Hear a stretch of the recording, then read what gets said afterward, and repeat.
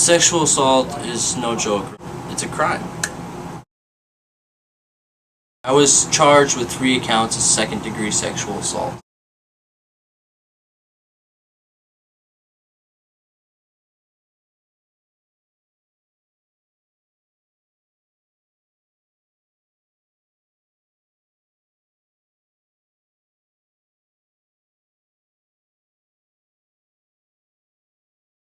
I lost my job in Lake Mills.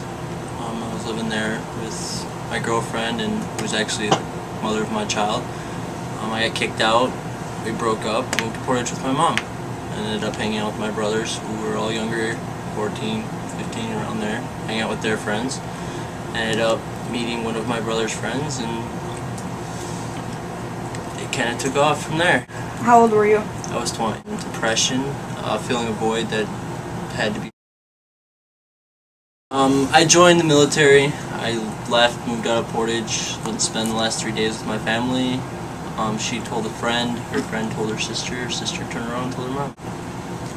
Next day I was interviewed by Portage PD and arrested and went to jail. How long were you in jail? Initially I was there for 3 days, got out on a $500 signature bond. Went back to jail for 12 hours because I raised my bond to $1,000. Got convicted, was sentenced to 5 years probation. 3 years in, I violated and did 9 months. So you have to report as a sex offender now, right? Yes. For the rest of your life? Yes. Part of the conviction was I took anger management classes and required to take sex offender treatment, also known as SOT. It's once a week, from 5 to 7 every Friday. I've been in it for 2 years now. I've been done with the book for about a year now. It starts easy, like, you report your offense to the group, doing victims, feelings, emotions before and after the offense. Then we deal with indirect victims, because with every sexual assault charge, no matter if it's rape, date rape, anything, at least 250 people are involved that feel the effect of it. Wow.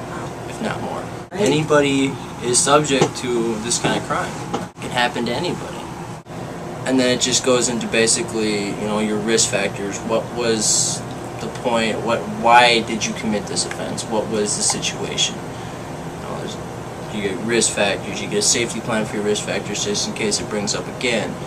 It's just they try to focus a lot on you and what they can do to help you, and everybody's different. What are your risk factors? Well, my biggest risk factor is the need for acceptance. Minors is a risk factor. Cognitive distortions. Explain that. Cognitive distortions are thinking errors. My cognitive distortion was, to me, age didn't matter, and that she was acted more mature than she did. Anyone worldwide that has internet access can find me on the Wisconsin Registry. You have to fill out a form every time they send you one, where your address is. If you change your address, phone number, your job, you have to report that immediately, otherwise you go to jail. And it's a felony offense not to comply with the registry, which can hold up to another 10 years in prison. That's $100 a year. Finding a place to live makes it very difficult because while you're on probation, I have to actually say it to them that I am on the registry. Once you get off probation, if they don't ask, you don't have to tell. But I'm required to based off probation.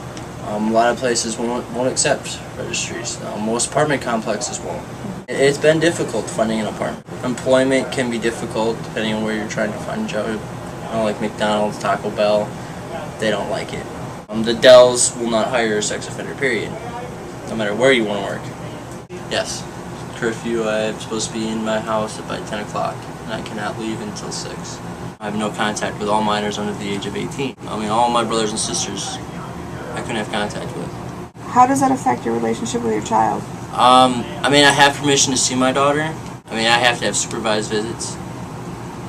It has to be me, someone I bring, her mother, someone she brings. Halloween, the state of Wisconsin demands that all sex offenders are in their household. They're not allowed to leave.